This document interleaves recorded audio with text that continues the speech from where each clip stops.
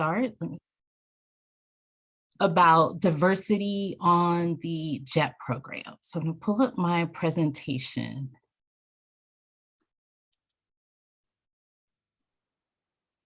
Let's hope y'all are seeing back end stuff.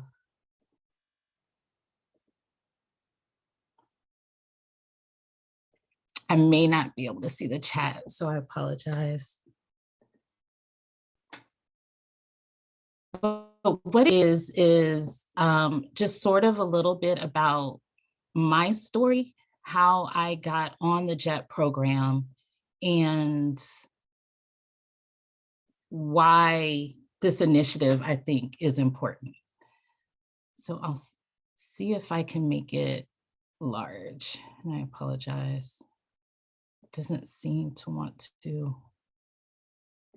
It looks like there's a full screen button in the bottom. Oh, no, there's the present. Yeah, like let's see. I see the little, it looks like something's happening. Slow and steady wins the race. I see it, because these slides are kind of cool. Huh, well, oh, hold on. It doesn't like this. But I hope you're all enjoying yourself. This is almost the next to the last session, so just hang in there.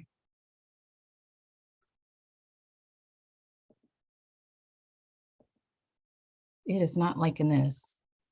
So what I might do is not share and just talk about it. There's one cool picture that I really wanted everyone to see. Huh. Well, what I will do is I will just pull up that picture and show y'all when I get to that session. But basically, speaking about diversity on the JET program, this is how I'm sorry, we're gonna stop doing, my apologies. It's hard to, I'm gonna share y'all a picture.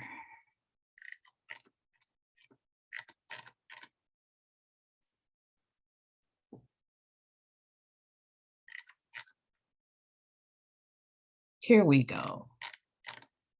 Can everyone see this? I'll just need verbal feedback because I can't really see the chat.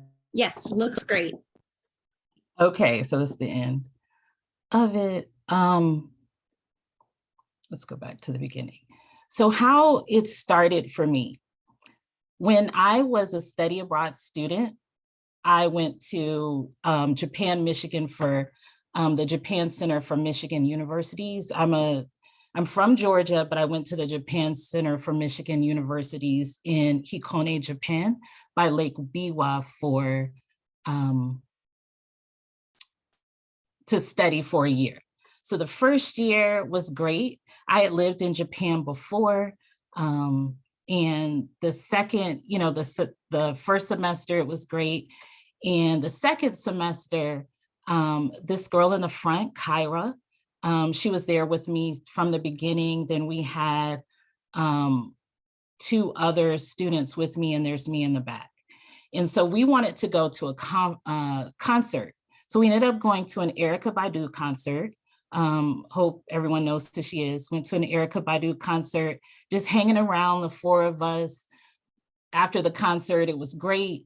And someone from Erykah Badu's production team came up and said, "Hi, what are y'all doing here?" And we're like, "We're studying abroad." They're like, "Well, do you want to get to meet Erykah?" We're like, "Wow, yeah, we want to meet Erykah. Who wouldn't want to meet Erykah?" So we didn't think it would happen. So while we're waiting there, just waiting there, then this lady in the front comes up to us.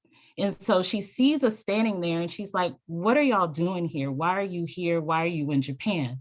And we said, "Well, we're studying in school in Hikone and Shiga." And she said, "Well, I'm a teacher on the JET program." And we're like, "What is the JET program?" She said, "Well, I'm from Canada. I teach English.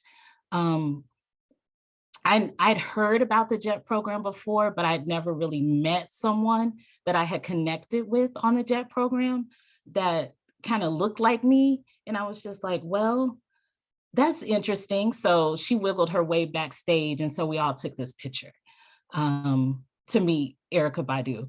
So after that, we stayed in touch and I got to meet her. I got to spend a weekend with her. So Kyra, the girl in the front, and I, we spent a weekend with Carolyn, and it was just amazing. Like, she had her own car. She had a nice apartment. She was putting on a charity fashion show and giving money to a children's home. She was volunteering at a kindergarten on the weekend. It was just amazing. She had extra income that she was able to send home to support her son in Canada. So I'm thinking, you know what, this is really something that I want to do.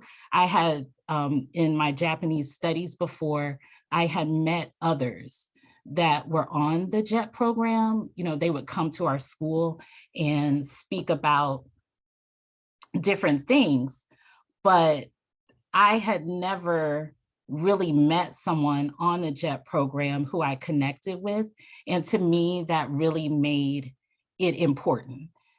It made it look like there was something that I could do. I figured out that I could really do it. So when I came back to school from Japan my senior year, I literally went through every prefecture in Japan and said, would I stay here? Would I not stay here? And I applied. I didn't get in immediately. I was an alternate, but that was how my JET story started. And so for me, what this initiative is about is not to exclude or anything, but kind of include and give the opportunity or share the opportunity about this amazing program that we've all been on to communities that are just not familiar with it.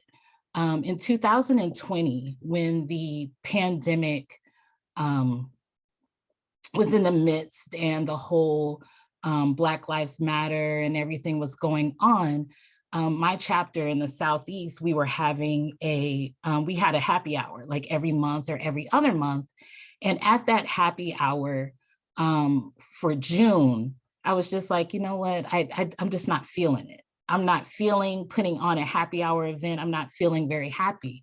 So from that, we decided to turn that into a conversation hour, and we called it the Black JET Experience. So what it was just, I reached out to a few other alumni in the Southeast who, one was a sub-chapter officer, one was just a recently returned JET, reached out to Paige Cottingham-Streeter, and we just talked about the opportunity that we had to go on the JET program. And so part of in that discussion, when we were discussing, we said, we want to make sure that everyone has the opportunity to have this experience that we've had, but how does that happen? And so our the president of the chapter at the time and the vice president, they worked in education on the collegiate level. So they wrote a grant with the help of US JETAA, and I think it was the funding from a group in Los Angeles. They got funding to have a Japanese language and culture program. So they reached out specifically to schools in the Southeast that do not have Japanese programs.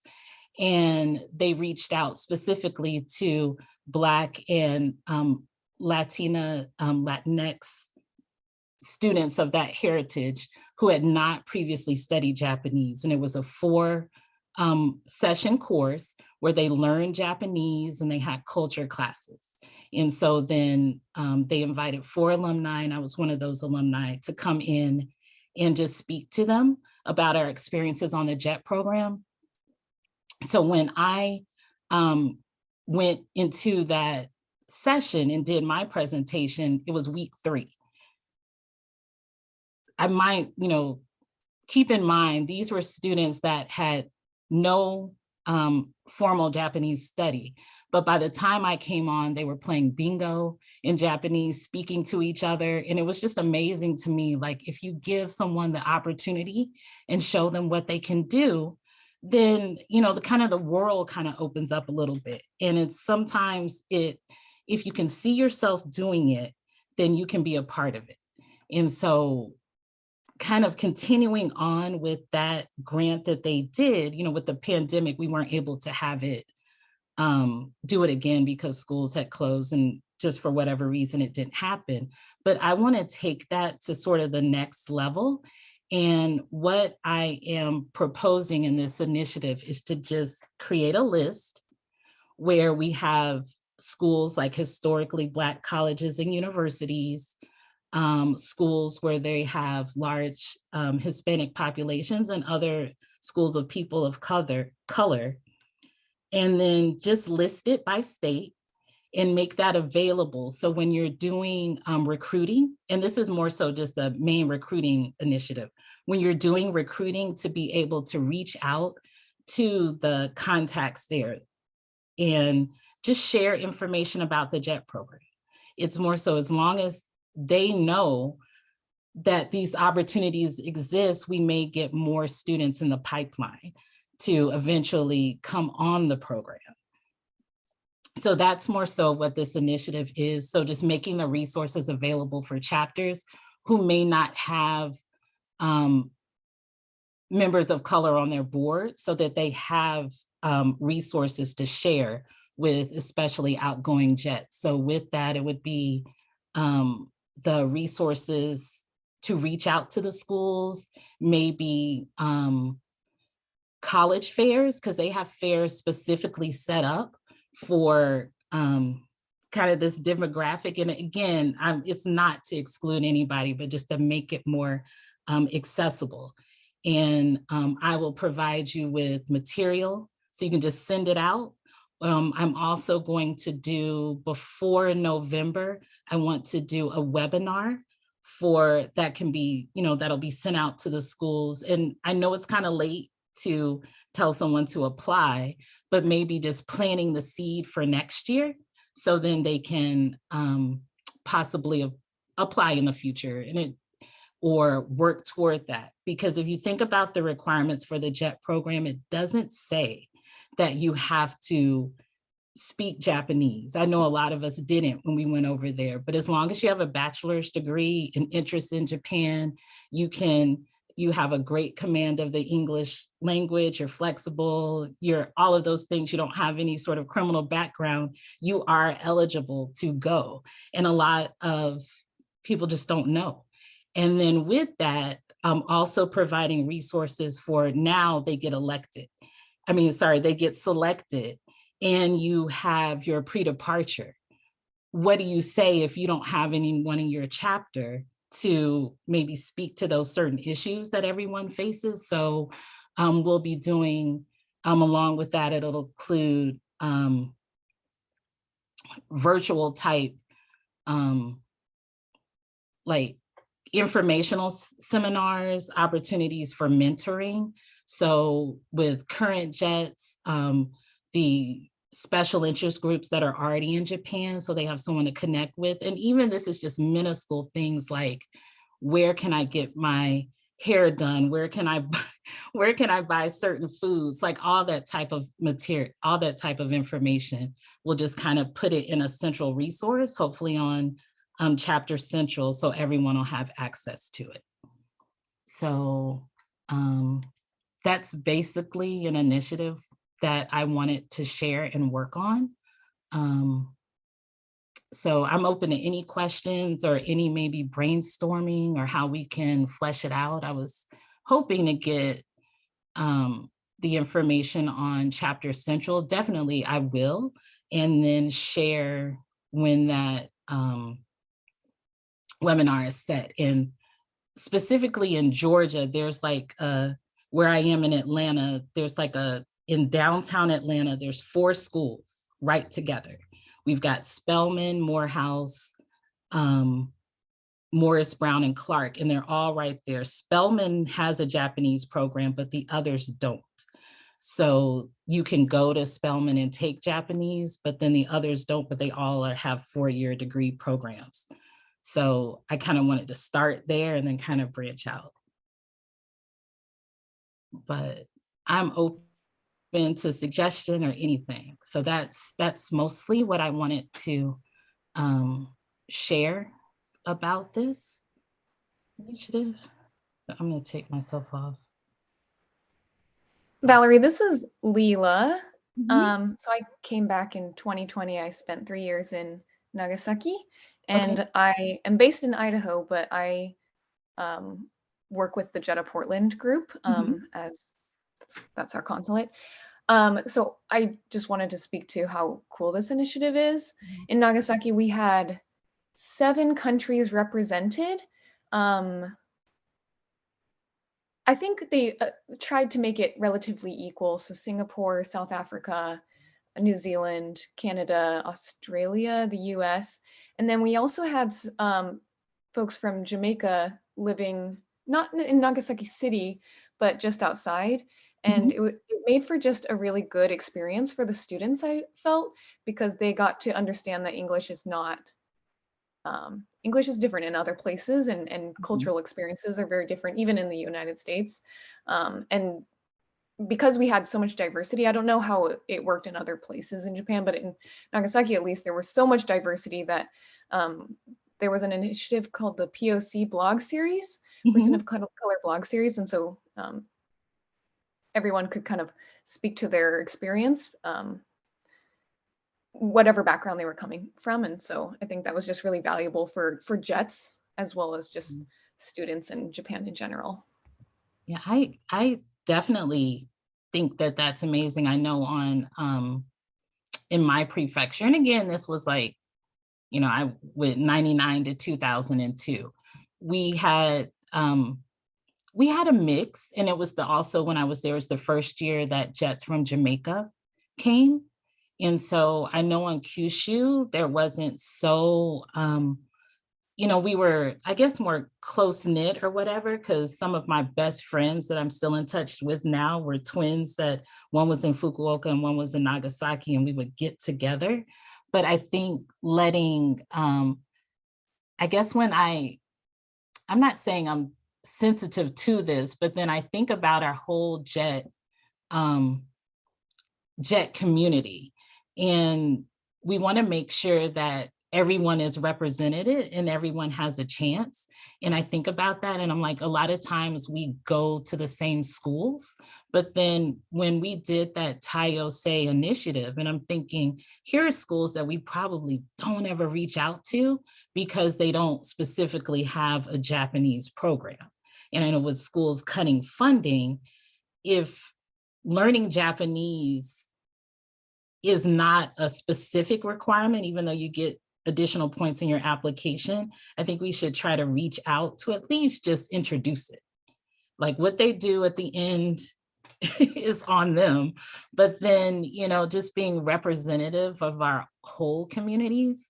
And so that's one thing that I think about, and I want to start with this because I guess I have a connection and then branch out so that everyone has a chance. And so instead of it's not just maybe one demographic, but we can compile a list of all schools and coordinators and contacts. So when we do things, we just send it out to everybody and maybe not just stick with the schools we know that have Japanese programs. So that was the idea. Any other questions or comments? I'll just echo what I kind of said as a comment before, which is, you know, I think that we have a lot of great committee members, but we're in we're in LA. There's a huge, you know, Hispanic population. There's a huge Black population that we don't actually have committee members who can really reach out to or really have that lived experience. So it makes it kind of a grab bag of, are we going to get someone on the committee who can speak to that, who then becomes our de facto person for it. But that, we can't force people into a role. So I think the fact that we are compiling these resources would be a huge boon to be able to send things out and not, and be able to give people a representation that speaks to them. Even if those of us on the committee itself in SoCal aren't exactly the same representation that they want. Yeah, and exactly. And I think about like, it's a help for chapters, like, especially if you said, so now it comes time to do those Q&A sessions and pre-departure sessions, and you're putting together materials about life, and you don't want to be stuck with the questions that you may not be able to answer. But if you could pull this list and that we try to keep current, or you're just like, here's this site, and here's resources for you, and here's where you can get hair care, because that's like, I'm telling you, that's like the number one question that anyone has whenever I've done these sessions at the pre-depart, where do I get my hair done? Where can I get hair supplies? Like, that's like question number one. Then after that, they're fine. But if they can get that one question answered, or they can know, here are JET alum who are willing to speak to you, or be a resource, or show like they lived in your area, they can assist. So we can start compiling that database. And I think it's needed, and it'll take the load off of chapters. I mean, I just think about how we had our JET leaders orientation. Thankfully we got a really great spread of people who, once it came to the Q&A session, it was like we could we had people who could speak to the queer experience, and thankfully people who could answer the hair question. In a way, and a lot of times it does boil down to, well, it will depend on where you're actually going. But I think it's important to even target people ahead of that. Like, these were people who were already accepted for the program. But to your point about schools, it's like, if someone, in the Black community is told, oh, in Japan, no one knows how to deal with your hair. So, and, there's going to be so much cultural difference that it would be, this is not the kind of program that can facilitate you. Well, we're losing someone before they even try. So having that outreach to target people even before they've applied, to make it known that, like, there were people like you who applied, there were people like you who got in and thrived. So it doesn't have to feel like such an alienating experience, I think, is really important. So yeah. And in looking for this, and the reason why, one thing, for example, all ethnic groups are not represented, and I was trying really hard to find the local, the chapter, the resource in Japan for JETs who are of Hispanic and Latin descent. And it looks like that their information, it's either private and I couldn't get it, or it is maybe not active. So, but I know that there has to be those resources. So putting it up there so we can make sure that everyone knows is something like part of this as well. So, so I'm hoping maybe, I'll get that list up on Chapter Central. And then when I set up the date for the virtual session, I think that, I'd be happy to share it, and you can share it as well. I was about to say, yeah, if we can even share that, because absolutely, we may not be able to join as that resource, but being able to spread that kind of spider web network outwards, and just end up finding those people. Yeah, I think that's great. Hi, Valerie. I had a question.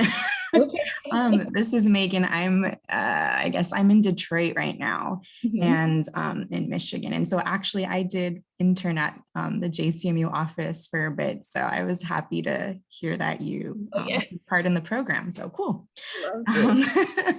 But I was curious, is this a resource you see mainly for the JET alumni community, or did you also want to get JET coordinators active in this initiative as well? Everything as well, like both, definitely, because it would be a mixed resource once they have these contacts at, if we can establish contacts at all the schools, then it would only be helpful for the coordinators to be able to include them in the regular list of schools to reach out to. Yeah, I agree. And I was also curious if this could somehow translate into kind of I don't know how to put this, but like interview prep, I guess, because I feel like for JET interviews, there's not much prep work that goes into it for people who are conducting the interviews, especially, well, my boyfriend, he's in HR, and I just know how much prep goes in to the interview process of,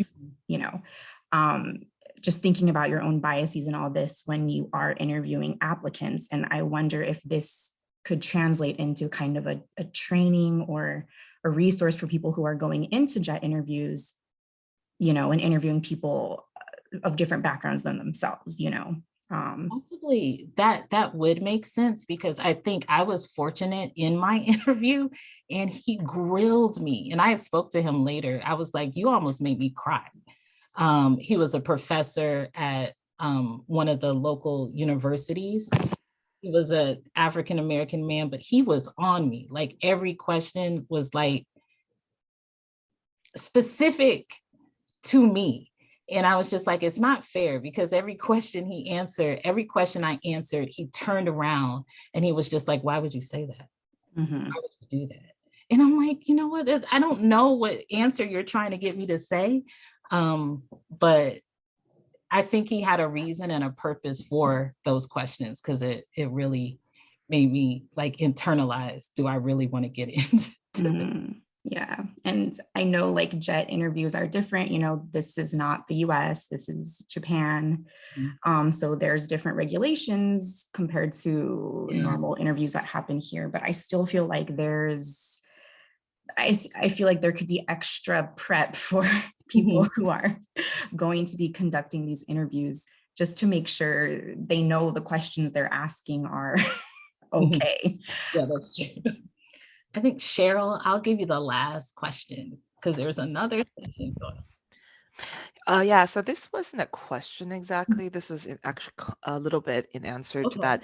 So PNW was very lucky. We had someone sponsor the full payment for an official DEI training. It was 4 sessions, and we've done 3 of the 4 sessions, and one of those specifically about interviews. But this is actually something we've been thinking about, because obviously proper and right DEI training, it can be very expensive, and it should be, but it's not accessible to most chapters. We were really lucky this person sponsoring was able to pay for it, and it involved, and we didn't make it an acquirement for that year's JET AA reps who were interviewing, but everyone who was interviewing chose to attend. Yeah, but like that's something like, how would we be able to allow chapters to access that kind of training with the limited amount of funding that we are able to have? Because I agree, it is incredibly important, and it was super helpful for the interviewers that year. Yeah, I wonder if there's like grant funding or something that could, no one wants to write a grant, but to do that, Yeah. or chapters give so much of their money. Yeah, it's something we've thought about, because obviously after this year, we'll have new interviewers, and they may not necessarily have had that training. It's true. And how do we make it sustainable and ongoing? But I mean, I don't have an answer for that, and I don't expect anyone else to have an answer, because I think as not just a group, and probably as a whole nation, we're all struggling with how to answer that. Yeah, it's true. something to definitely take back and look into though. So, sorry to kind of leave it kind of abruptly, but I will send everyone, like I know who came to this session, information, and it'll also be on Chapter Central. And I'm open to collaborating or seeing how we can flesh this out to be even bigger resource and better for our whole community. So after this, the next session, we're going to talk about reimagining Natcon. And so we're looking forward to hearing your thoughts on this. Did you like this format? Are we ready for in-person? Mix of the two? That's what we'll all be discussing. But I thank you all so much.